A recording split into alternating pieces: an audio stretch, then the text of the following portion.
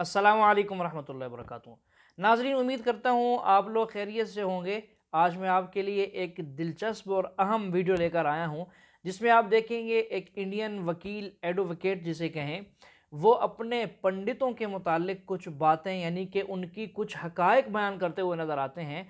और साथ में, हालांकि वो हैं भी हिंदू, ये याद रखिएगा, और साथ में अपने पंडितों से कुछ सवालात कर रहे हैं और कह रहे हैं कि बहुत अरसे से मैं सवाल कर रहा हूं, इनके जवाब आज तक कोई पंडित नहीं दे पाया। तो नाज़रीन, ऐसे क्या सवाल हैं जिनके जवाब पंडित देने से थक चुके हैं, नहीं दे सकते? तो नाज़रीन, आइए ये सवालात एडवोकेट साहब से ख़ुद सुनिए और उसके बाद उसके जवाबात आपको मिलेंगे डॉक्टर ज़ाकिर नाइक साहब की वीडियो में। आपसे गुजारिश है, वीडियो को आखिर तक लाजमी सुनिएगा और हमारे चैनल को सब्सक्राइब करना बिल्कुल न भूलिएगा। देखिए, इंसान तो वो भी हैं, कमर्शियल लोग हैं, वो व्यापारी लोग हैं।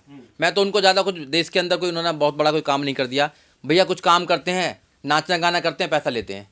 महानायक कहा जाता है। कोई महानायक नायक कुछ नहीं है, सब पैसा लेते हैं, अपना रोजगार चला रहे हैं, अपना बिजनेस करते हैं, जैसे नौकरी करते हैं वैसे वो भी अपना काम करते हैं। और दुनिया में कुछ है ही ना। देखिए मेरी बात सुनिए, जो ईमानदारी की बात करेगा, जो भी जाति का आदमी है या कोई भी प्रोफेशन का आदमी है, ईमानदारी की बात करेगा, उसकी बात सुनी जाएगी।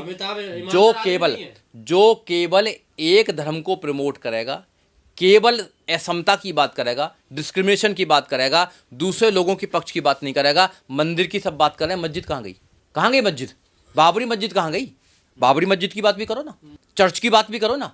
क्यों नहीं करते चर्च की बात? विद्यालयों की बात भी करो ना, हॉस्पिटल की बात भी करो ना, न्याय की बात भी करो ना। केवल एक बात करके आप लोगों को यह मैसेज देना चाहते हो कि मैं तो केवल मंदिर की बात करना चाहता हूं। आपने स्कूल की बात क्यों नहीं करी? आपने क्यों नहीं करा कि देश की 20 करोड़ लोग रात को भूखे सोते हैं? ग्लोबल हंगर इंडेक्स की रिपोर्ट है, इंडिया के 20 करोड़ लोग रात को भूखे सोते हैं। आपने क्यों बात नहीं करते? आप देश में लोगों को न्याय नहीं है, क्यों बात नहीं करते? आप 5 साल की बच्ची के साथ में बलात्कार होता, आप क्यों बात नहीं करते? क्यों अमिताभ बच्चन नहीं आता? क्यों ये नहीं आते? सारे लोग आना चाहिए ना। केवल अपना चेहरा दिखाने के लिए, केवल ये दिखाने के लिए कि मैं हिंदुओं के साथ में हूं, अपनी पब्लिसिटी करने के लिए जाते हो। ये लोग तो लोगों को एक जगह भी ना है, अगर इनका फायदा ना होता, ये अपने फायदे के लिए आते हैं। ये एक व्यवस्था को बचाने में लगे हुए हैं, वो व्यवस्था है ब्राह्मणवाद, वो व्यवस्था है मनुवाद। इस देश में अगर मनुवाद चलेगा तो जितने लोग हैं 85% वो गुलामों की जिंदगी जीने पर आश्रित रहेंगे। ये आपको समझना पड़ेगा। अब एक देश को, जो भारत है, जो बड़ा सुंदर देश है, जहां डाइवर्सिटी है, जहां अलग अलग कल्चर्स हैं, अलग अलग लैंग्वेज हैं, अलग अलग प्रकार के लोग रहते हैं, उनको वे एक धारा में ले जाना चाहते हैं। एक धारा में ले जाकर फिर उनको मनुस्मृति देना चाहते हैं, फिर उसको हिंदू राष्ट्र बनाना चाहते हैं। उसके बाद में जो न्यायप्रिय लोग हैं, जो संविधान पर विश्वास करते हैं, जो न्याय पर विश्वास करते हैं, समता पर विश्वास करते हैं, उनको वो गुलाम बनाने की तरकीब लगा रहे हैं। कुछ लोगों ने अंधविश्वास के माध्यम से बढ़ा रखा है, नई नई कहानी बनाते हैं, नई नई चीज़ें बनाते हैं, गरीब लोगों को, अनपढ़ लोगों को बहकाकर उनका शोषण करते हैं, उनके पैसे को लूटने का काम करते हैं, उनको धार्मिक गुलाम बनाने का काम करते हैं और फिर उनको अपने अकॉर्डिंग चलाने का काम करते हैं। ये षड्यंत्र चल रहा है, ये क्रिमिनल कॉन्स्पिरेसी है, हजारों सालों से चली आ रही है। आज भी इसको स्थापित करना चाहते हैं। हम जैसे कुछ लोग हैं जो इनकी आंखों में आंखें डालकर इनसे सवाल पूछ रहे हैं कि भैया खीर खाने से बच्चा कैसे पैदा होगा, ये बताओ पहले। आज तक नहीं जवाब दिया, आज तक जवाब नहीं दिया। हल चलाने से बच्चा कैसे पैदा हो जाते हैं, आज तक कोई सवाल जवाब नहीं दिया। मुंह में भैया उसने हनुमान ने मुंह में सूरज कैसे ले लिया, आज तक कोई सवाल नहीं हुआ, आज तक सवाल नहीं है। मुंह से बच्चा कैसे पैदा हो जाते हैं, आज तक कोई जवाब नहीं है। अरे भैया, अंधविश्वास में आस्था में ज्यादा अंतर नहीं होता है। आस्था को रखो तुम अपने पास, अपने बटुआ में रखो। अंधविश्वास करोगे तो हम बोलेंगे। हम अंधविश्वास के खिलाफ हैं, आस्था के खिलाफ नहीं है। हम आस्था के खिलाफ नहीं है।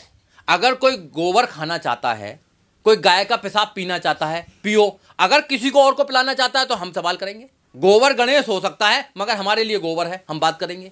अगर आप गोबर को हलवा नहीं बोल रहे हैं, अगर गोबर को गणेश बोल रहे हैं तो बोलें, मगर आज हमको कहोगे, हमारे लोगों को कहोगे नहीं तुम भी बोलो, तो हम जवाब देंगे उस पर, हम उसको रोकने का काम करेंगे। यही तो काम कर रहे हैं हम। क्या कर रहे हैं भैया? तुम अपनी व्यवस्था को अपने पास रखो, तुम्हें मुबारक हो, मगर हमारे लोगों के बीच में लेकर आओगे तो हम खड़े होंगे।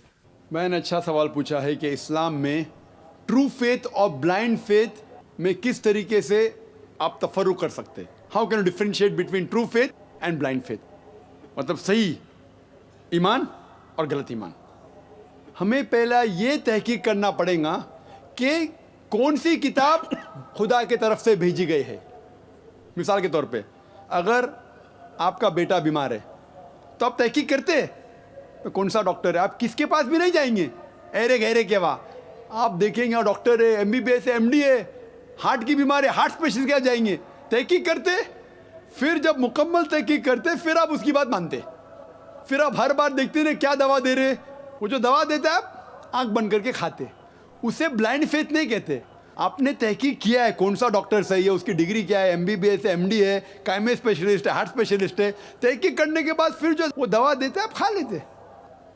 That is not called blind faith, that is called a logical faith. But once you are convinced that the person is the right person, then you believe him blindly, but that's not called blind faith, that's called a correct faith, unless someone proves to you that the doctor is giving you wrong medicine। अगर दूसरा doctor बोलता है कि वो doctor जो आपको दवा दिया है आप समझते हो वो MD है, लेकिन ये दवा लेटेस्ट रिसर्च में लिखा गया है कि वो जहरीली है, फिर आप नहीं खाएंगे।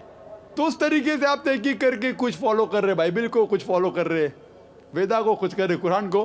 अभी मैं आके कहता हूँ कि देखो साफ कह रहा हूँ, ये सिमिलैरिटीज है, ये डिफरेंसेस है, डिफरेंसेस पे बहस नहीं करता हूँ मैं, सिमिलैरिटीज की बात कहता हूँ। अभी आप तहकीक करो कौन सी किताब सही है, फिर पता लगता है बिना झगड़े के, ताला विला कलमतिन सवाइम बैना बैनकुम, आओ उस बात की तरफ जहाँ पर हम यकसा है। फिर पता लगता है कि सब डॉक्टर कहते हैं कि वो डॉक्टर सबसे महान है, सब किताबें इशारा कर रहे कुरान की तरफ और आखिरी पैगंबर की तरफ। अगर सब डॉक्टर मानते हैं कि मिस्टर X इज नंबर 1 तो प्रॉब्लम ही नहीं ना, फिर अब Y के पास जाएंगे ही नहीं। सारे किताबें इशारे कर रहे कुरान की तरफ, एक पैगंबर मोहम्मद सल्लल्लाहु अलैहि वसल्लम। Where is the difference? True faith has to be in the Quran. Chapter number 2 में लिखा है अलिफ लाम मीम ज़ालिकल किताब ला रैब फी। अलिफ लाम मीम, ये किताब में कोई शक नहीं है, हिदायत की किताब है।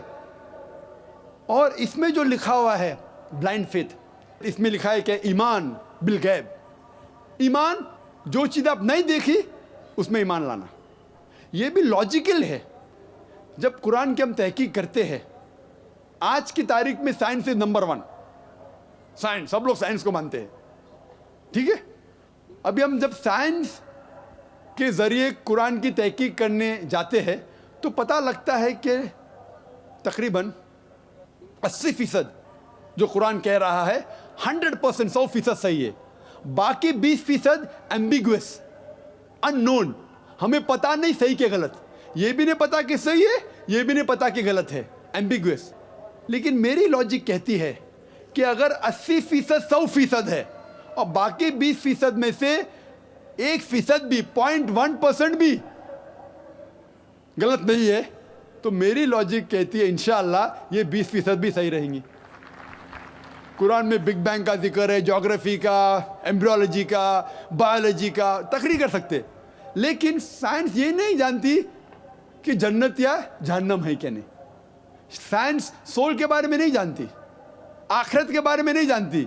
साइंस ये भी नहीं साबित कर सकती कि जन्नत है कि नहीं, एम्बिगुअस, दोज़ख है कि नहीं। लेकिन मेरी बुद्धि कहती है जब 80% 100% करेक्ट, लोग बोलेंगे इतना बड़ा डॉक्टर जिन में मानता है, सोल में मानता है, सोल किधर है, जहन्नम में मानता है। तो मैं कहता हूं when 80% is 100% करेक्ट, 80% 100% सही है, बाकी एम्बिगुअस, अननोन, सही भी हो सकता है, गलत भी हो सकता है। मेरी बुद्धि कहती है this is blind logical faith कि इंशाअल्लाह वो 20% भी सही होगा। So you should have true faith, not blindly, but when you reach to the true faith, blindly you will believe in the true faith. के आमदनी, एंटरटेनमेंट जैसे टीवी सीरियल, मॉडलिंग, एक्टिंग, ये जायज़ है कि नहीं? एंटरटेनमेंट से कमाई जायज़ है, जायज़ एंटरटेनमेंट से कमाई जायज़ है, हराम एंटरटेनमेंट के ज़रिए जो कमाई है वो हराम है। तो पहला ये देखना चाहिए कि एंटरटेनमेंट हराम है या हलाल है। जो भी आपने कहा, अक्सर जो टीवी सीरियल है, फिल्म एक्टिंग है, मॉडलिंग है, ये हराम है। कुछ टीवी सीरियल अगर इस्लामिक है और कुरान और हदीस के खिलाफ नहीं है, उसकी कमाई Give me some examples. Of हलाल या हराम? Means for halal. हलाल। Yeah. मिसाल के तौर पे पीस टीवी पे कोई सीरियल है, पीस टीवी पे Yeah. हमारे बच्चों के एनुअल डे के सीरियल आते हैं, वो बच्चे एक्टिंग कर रहे, लोग को अल्लाह की तरफ लेके आ रहे, वो हलाल है। लेकिन आम तौर पे जो टीवी सीरियल है, आम तौर पे अक्सर टीवी सीरियल हराम है। जी हाँ नाजरीन, ये जो गुफ्तगू अब हो रही है ये बहुत सारे लोगों के अहम इश्कालात के जवाब आते हैं जो डॉक्टर साहब अभी दे रहे हैं कि लोगों को इश्काल होता है कि ये मौलवी लोग वैसे तो बड़े फतवे लगा देते हैं कि टीवी पर आना नाजायज़ है और वहाँ की कमाई जो है वो नाजायज़ है और हराम है। जब खुद आ जाते हैं तो उनके लिए अपनी कमाई फिर हलाल हो जाती है। इस तरह के जो इतराज़ात या इश्कालात कहते हैं तो उनके जवाबात अब आपको मिलेंगे डॉक्टर साहब से। तो आपसे गुजारिश है आखिर तक हमारे साथ लाजमी चलिएगा। वो आपको अल्लाह से दूर लेके जाते हैं। उसमें बेहिजाबी होती, जो लोग कपड़े पहने हैं वो कपड़े पहनने के बाद बदन को ज़्यादा दिखाते हैं, वो कपड़े सही नहीं होते, इसके अंदर हिजाब नहीं होता। एक्टिंग, मॉडलिंग, अगर आप ऐसे मॉडलिंग कर रहे हैं, मिसाल के तौर पे जो खवातीन अगर मॉडलिंग करती है, अपने जिस्म की नुमाइश करती है, वो सब हराम है। मैं सुना था एक वेरी फेमस एड के बारे में, आपने ये गाड़ी BMW के बारे में सुना है? Right. BMW गाड़ी बहुत फेमस है, खुसूसन नौजवानों में। मर्सिडीज फेमस है लेकिन नौजवानों में BMW। मुझे एक जन ने कहा था कि BMW की एक एडवर्टीजमेंट थी जिसके आगे, वो BMW गाड़ी के आगे एक खातून खड़ी है, लड़की खड़ी है बिकिनी पहने हुए, और वो एड में लिखा है test drive her now, who the girl of the car. Test drive her now मतलब आओ इसे चको। किसको? गाड़ी को या लड़की को? तो बिकिनी पहन के लड़की आगे खड़ी है, ये हराम है। तो ऐसे ऐड के जरिए हम हमारी वालदा, हम हमारी बीवियां, हम हमारी बेटियां को बेच रहे और कहते हैं वुमेन्स राइट। तो अक्सर ये फिल्म के अंदर नंगापना होता है। अगर नंगापना ना होता है, दूसरी कुछ चीज़ बात जो हराम होती है, तो ऐसे फिल्म में एक्टिंग करना, ऐसी मॉडलिंग करना गलत है। लेकिन अगर आप देखते हैं पीस टीवी पे हमारे मुकर्रिरीन माशाल्लाह प्रोमो कहते हैं, मॉडलिंग नहीं कहूँगा, लेकिन वो कहते कि ये प्रोग्राम देखो, और वो चलते आ रहे और कोई हिदायत की बात कहते, ये अलाउड है। तो अगर जो चीज़ एंटरटेनमेंट कुरान और हदीस के खिलाफ नहीं है, हमारे ईश्वर, हमारे खालिक के पैगाम के खिलाफ नहीं, तो जायज़ है।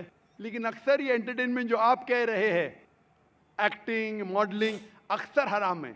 तो ऐसी हराम चीज़ के ज़रिए कमाई भी हराम है, हलाल चीज़ के ज़रिए हलाल है। जी हाँ नाज़रीन, बहुत अहम गुफ्तगू थी इंटरटेनमेंट के बारे में। आपने सुन लिया है डॉक्टर साहब से, अगर हलाल इंटरटेनमेंट होगी तो उसकी कमाई भी जायज़ होगी, और अगर हराम होगी तो उसकी कमाई भी हराम होगी। अब देखें, बहुत सारे जो है लोग जब आते हैं मीडिया के ऊपर पैसा कमाने के लिए, तो उसमें बहुत सारे मर्द भी हैं, बहुत सारी ख़वातीन भी हैं जो नाजायज़ काम करते हैं, मतलब गाने गाना और इसी तरह जो है मॉडलिंग करना, इसी तरह और बहुत सारे काम हैं। तो उनकी कमाई जो है वो नाजायज़ और हराम है शरीयत की रूह से। और जो सही काम करते हैं, जैसे कि उलमा का आना और बयान करना, शरीयत का बताना कि इस्लाम हमें ये कहता है, इस्लामी तालीमात पेश करना, और इसके साथ साथ सबक आमोज़ कोई वाक़या उनको सुनाना, उनको बताना, तो इस तरह की चीज़ें ये जायज़ और हलाल होती हैं, और इनकी जो कमाई है वो भी हलाल है। तो नाज़रीन, ये थी आज की हमारी वीडियो, जिसमें आपने शुरू में एडवोकेट साहब के सवालात भी सुने और उसके जो जवाबात हैं वो भी तकरीबन डॉक्टर साहब ने कुछ बयान कर दिए हैं, वो आपने वो भी सुने हैं। और ये सारी वीडियो उम्मीद करता हूँ आपको अच्छी लगी होगी। आपने हमें कमेंट में ज़रूर बताना है कि आज की हमारी वीडियो आपको कैसी लगी है। नाज़रीन, रोज़ कहता हूँ, हर वीडियो में कहता हूँ कि मुझे बताया करें, आप बताते नहीं हैं। आज की वीडियो में लाजमी बताइएगा वीडियो कैसी लगी है, और अगर आपने हमारे इस चैनल को सब्सक्राइब नहीं किया हुआ तो वो भी कर लें, और अगर आज की वीडियो को लाइक और शेयर भी नहीं किया तो वो भी कर दें।